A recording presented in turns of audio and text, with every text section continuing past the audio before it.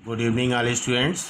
बेटा आज आपका साइंस का पीरियड है और मैंने पिछली बार आपको पिछले टर्न पे कराया था टेम्परेचर, यूनिट ऑफ टेम्परेचर, यानी केल्विन में अगर मान हमें दिया होता है टेम्परेचर का तो हम सेल्सियस में कैसे निकालते हैं, और सेल्सियस में दिया होता है तो हम केल्विन में कैसे निकालते हैं।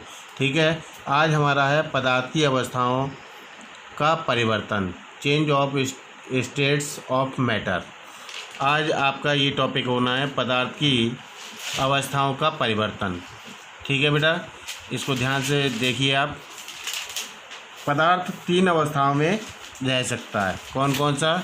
ठोस, द्रव और गैस। ठीक है, ताप परिवर्तन करके पदार्थ की अवस्था को हम बदल सकते हैं, यानी ताप में परिवर्तन करने से हम पदार्थ की अवस्था को बदल सकते हैं। ठंडा या गर्म करके पदार्थ की अवस्थाओं को बदला जाता है। या तो हम ठंडा करें उसको या हम गर्म करें तो उसकी अवस्था को हम बदल सकते हैं। अर्थात दाब बढ़ाकर या घटाकर पदार्थ की अवस्था को बदला जाता है। ठीक है बेटा, यदि बर्फ़ को गर्म करने पर जल में परिवर्तन होता है, यानी बर्फ़ को यदि हम गर्म करते हैं तो वो जल बन जाता है, तो इसका अर्थ है कि ठोस अवस्था द्रव अवस्था में परिवर्तित हो जाती है। यानी पहले ठोस होता है, क्यों? क्योंकि वो बर्फ़ जमा होता है। अब जब हम उसको हीट करेंगे यानी गर्म करेंगे तो वो पानी में चेंज हो जाता है। ठीक है, तो इसको बर्फ़ का गलनांक कहलाता है, यानी हम इस क्रिया को हम क्या कहते हैं? बर्फ़ का गलनांक कहते हैं। ठीक है, यदि द्रव को ठंडा करते हैं तो ठोस में परिवर्तित हो जाता है। इसे द्रव का हेमनांक या हेमन कहते हैं। हेमन, देखिए ठोस को हम क्या करते हैं? रिवर्सिबल क्रिया का निशान है। इसका मतलब है ठोस को यदि हम गर्म करेंगे तो द्रव में बदल जाएगा, द्रव को ठंडा करेंगे तो बर्फ़ में बदल जाएगा। यानी इसको हीट करो तो ये प्राप्त होगा, इसको ठंडा करेंगे तो ये प्राप्त होगा।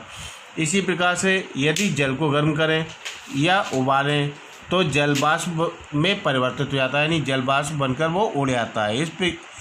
वह प्रक्रिया इसमें द्रव वाष्पन में परिवर्तित होता है, वो वाष्पीकरण कहलाता है।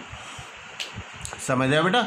यदि हम एक भगोने में या एक पात्र में हम द्रव को गर्म करते हैं तो वो धीरे धीरे जलवाष्प बनकर वो उड़ जाता है, यानी पानी जो होता है वो वाष्प बनकर उड़ जाता है। इसको हम वाष्पीकरण कहते हैं। इस प्रकार जल का वाष्प में परिवर्तन होना जल का वाष्पीकरण कहलाता है। ठीक है बेटा, ये द्रव है, इसको हमने हीट किया और ये गैस या वाष्प बनकर उड़ गया। अब वह प्रक्रिया जिसमें एक पदार्थ की अवस्था का दूसरी अवस्था में परिवर्तन होता है, यानी ठोस अवस्था को यदि हम गर्म करते हैं तो वो द्रव अवस्था में बदलता है, फिर द्रव अवस्था को हम गर्म करते हैं तो वो गैस अवस्था में भाप बन के उड़ जाता है। यदि हम ठोस को गर्म करेंगे बेटा तो वो द्रव में बदल जाएगा, द्रव को आप गर्म करोगे तो वो वाष्प बनकर उड़ जाता है। यानी ये रिवर्सिबल क्रिया का निशान है। यदि हम इस चीज़ को गर्म करते हैं तो ये प्राप्त होती है, इसको ठंडा करेंगे तो ये प्राप्त होगी। इसलिए ये रिवर्सिबल अर्थात उत्क्रमणीय अभिक्रिया का निशान कहलाता है। ऐसे बराबर के निशान लगाए, एक में हम ऐसे करेंगे, एक में ऐसे करेंगे, ये कहलाता है उत्क्रमणीय अभिक्रिया या रिवर्सिबल अभिक्रिया। यानी इस चीज़ को गर्म करोगे तो ये प्राप्त होगा, इसको ठंडा करेंगे तो ये प्राप्त होगा। ठीक है बेटा, आगे आते हैं हम। ठोस का द्रव में परिवर्तन। ठोस का द्रव में परिवर्तन, यदि बर्फ़ को गर्म करते हैं तो जल बनता है। वह प्रक्रिया जिसमें ठोस पदार्थ को गर्म करने पर वह द्रव में परिवर्तित हो जाता है, वह गलन कहलाती है। ठीक है बेटा, जब ठोस को पूर्णतया गर्म करते हैं तो उसकी भौतिक अवस्था में परिवर्तन हो जाता है, तो वह द्रव बन जाता है। हमने अभी बताया ना आपको, यदि हम बर्फ़ गर्म करेंगे तो वो द्रव में बदल जाएगा, और द्रव को आप गर्म करोगे तो वाष्प बनकर उड़ जाता है। ठीक है, अब गलनांक, जिस ताप पर ठोस द्रव में परिवर्तित होता है उस ताप को ठोस का गलनांक कहते हैं। किसी पदार्थ का गलनांक एक निश्चित ताप होता है। भिन्न ठोसों के गलनांक भिन्न भिन्न होते हैं, यानी हर चीज़ का गलनांक अलग अलग होगा, यानी कोई भी ठोस होगा तो उसका गलनांक अलग अलग होता है। अब गलनांक की व्याख्या, जब ठोस को गर्म किया जाता है तो ठोस के कण तेजी से कंपन करने लगते हैं। गलनांक पर ठोस के कणों में अत्यधिक गतिज ऊर्जा के कारण दुर्बल आकर्षण बल टूटकर कणों के छोटे छोटे समूहों में समूह बन जाते हैं, छोटे छोटे समूह बन जाते हैं और ठोस पिघल जाता है। अब गुप्त ऊष्मा, गुप्त ऊष्मा क्या चीज़ होती है बेटा? जब किसी पदार्थ को हम गर्म करते हैं तो ताप बढ़ता है, परंतु गलनांक बिंदु तक पहुंचने के बाद ठोस का ताप नहीं बढ़ता है। ठोस का द्रव में बदलने तक ताप स्थिर रहता है, जबकि ठोस को लगातार गर्म करते हैं। ऊष्मीय ऊर्जा का उपयोग पदार्थ के कणों के बीच लगने वाले आकर्षण बल को तोड़कर ठोस की अवस्था को बदलने में होता है। ठोस की गलन में तापमान वृद्धि नहीं होती है, क्योंकि तापमान में बिना वृद्धि हुए इस ऊष्मा को ठोस अवशोषित कर लेती है। जब ठोस द्रव में बदल जाती है तो ऊष्मा की आपूर्ति से तापमान में वृद्धि होती है।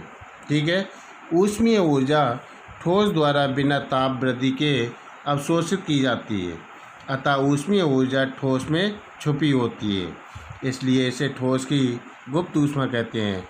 अतः वह ऊष्मीय ऊर्जा जो किसी पदार्थ की भौतिक अवस्था को परिवर्तित कर देती है वह गुप्त ऊष्मा कहलाती है।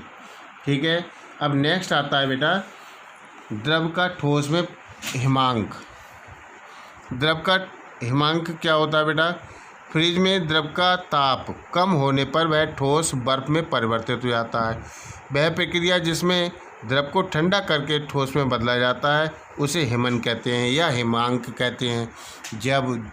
जब जल जम जाता है तो बर्फ बनती है तथा द्रव अवस्था ठोस अवस्था में परिवर्तित हो जाती है। यानी जब हम फ्रीजर में द्रव रखते हैं यानी जल भर के रखते हैं हम, तो थोड़ी देर बाद फ्रीजर के बाद वो हम देखते हैं तो वो क्या बन जाता है? बर्फ़ का रूप धारण कर लेता है। यानी पहले द्रव होता है और फिर वो ठोस बन जाता है, यानी बर्फ जम जाता है। अब द्रव का हिमांक बिंदु वह निश्चित ताप व एक वायुमंडलीय दाब जिस पर द्रव जमना प्रारंभ करता है द्रव का हिमांक बिंदु कहलाता है। ठीक है, अब जल का घनत्व सबसे कम किस टेम्परेचर पर होता है? 0 डिग्री सेल्सियस पर। और जब जल का घनत्व अधिकतम किस टेम्परेचर पर होता है बेटा? 4 डिग्री सेल्सियस पर। अब इसी प्रकार द्रव का गैस में परिवर्तन। जब सामान्यतः द्रव अवस्था में पाया जाता है, जल सामान्यतः द्रव अवस्था में पाया जाता है। यदि जल को गर्म करते हैं तो वह उबलना शुरू हो जाता है तथा जल्दी ही भाप में बदल जाता है। यह प्रक्रिया जिसमें कोई पदार्थ सामान्य ताप पर द्रव अवस्था में गैस अवस्था में परिवर्तित हो जाती है वो वाष्पीकरण कहलाती है। मैंने बताया ना कि जब हम द्रव को गर्म करते हैं किसी भगोने में या किसी पात्र में तो वो उबलते उबलते जल वाष्प बनकर उड़ जाता है। ठीक है बेटा, अब ये वाष्पीकरण को प्रभावित करने वाले कुछ कारक हैं। द्रव का वाष्पीकरण निम्न कारकों पर निर्भर करता है। पहला तापमान पर, दूसरा द्रव सतह क्षेत्रफल पर, तीसरा आर्द्रता पर और चौथा वायु गति पर। इसको आप पढ़ लेना बेटा ध्यान से। और फिर इसके आगे आता है क्वथन। क्वथन किसे कहते हैं? जब एक निश्चित ताप पर द्रव एक निश्चित ताप पर उबलता है। किसी द्रव का क्वथनांक वह निश्चित ताप है जिस पर उस द्रव का वाष्प दाब वायुमंडल दाब के बराबर होता है तथा द्रव गैस में बदल जाता है। ये क्वथनांक कहलाएगा बेटा। ये क्वथन की व्याख्या है क्वथनांक की। जब द्रव को गर्म करते हैं तो उसके कण ऊष्मा को अवशोषित करके गतिज ऊर्जा को बढ़ा देते हैं। लगातार गर्म करने पर एक अवस्था ऐसी आती है कि द्रव कण पर्याप्त ऊर्जा प्राप्त करके दूसरे कण के बीच अंतराणुक आकर्षण बल टूट जाते हैं। इस प्रकार द्रव कण मुक्त होकर गैस में परिवर्तित हो जाता है। आगे है बेटा, आगे इसके है टॉपिक गैस का द्रव में परिवर्तन। ठीक है, पदार्थ की गैस अवस्था का द्रव में परिवर्तन होना संघनन कहलाता है। यानी संघनन किसे कहते हैं? तो आप लिखेंगे पदार्थ की गैस अवस्था का द्रव में परिवर्तन होना संघनन कहलाता है। इस क्रिया में बाष्प जल में बदल जाती है। जब जल बाष्प ठंडी सतह के संपर्क में आती है तो वह संघनित होकर पानी की बूंदें बन जाती हैं। आपने देखा होगा कि जब जल बाष्प ठंडी सतह के संपर्क में आता है तो बूंदे बूंदे सी बन जाती हैं। आपने भगोना गर्म किया हुआ नहीं, भगोने में अगर हम जल को गर्म करते हैं तो ऊपर से प्लेट ढक देते हैं, उसके बाद हम कुछ देर बाद देखते हैं कि प्लेट में छोटी छोटी बूंदें जल बाष्प की जम जाती हैं। ठीक है, तो वह संघनित होकर पानी की बूंदें बन जाती हैं। यह क्रिया क्या कहलाती है बेटा? संघनन कहलाती है। ठीक है, अब संघनन की व्याख्या ये वही है जो मैंने आपको अभी बताया। ठोस का गैस में परिवर्तन क्या कहलाता है? ऊर्ध्वपातन कहलाता है। ये बहुत इंपॉर्टेंट चीज़ है बेटा, ऊर्ध्वपातन।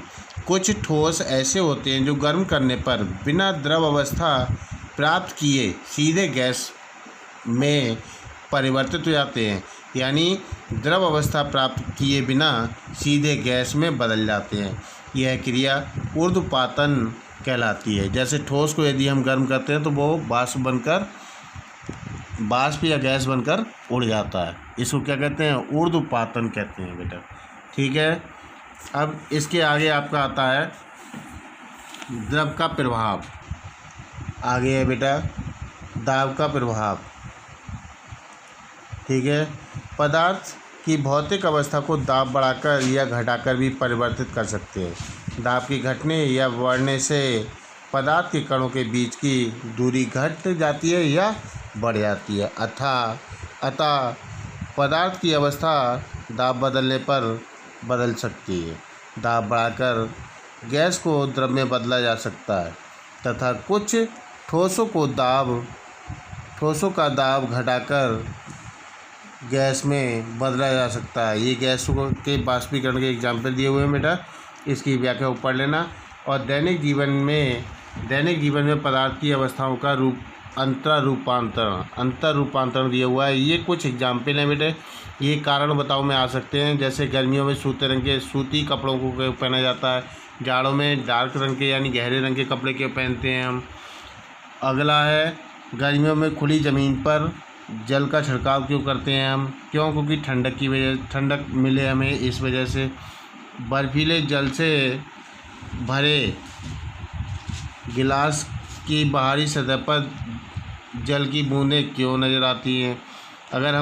आपने देखा होगा कि यदि हम ठंडे पानी को गिलास में लौटते हैं और कुछ देर बाद उसको देखते हैं तो गिलास में छोटी छोटी बूंदें यानी जल बाष्प के रूप में आपको दिखाई देंगी कि ये पानी बहुत हमें ठंडा है।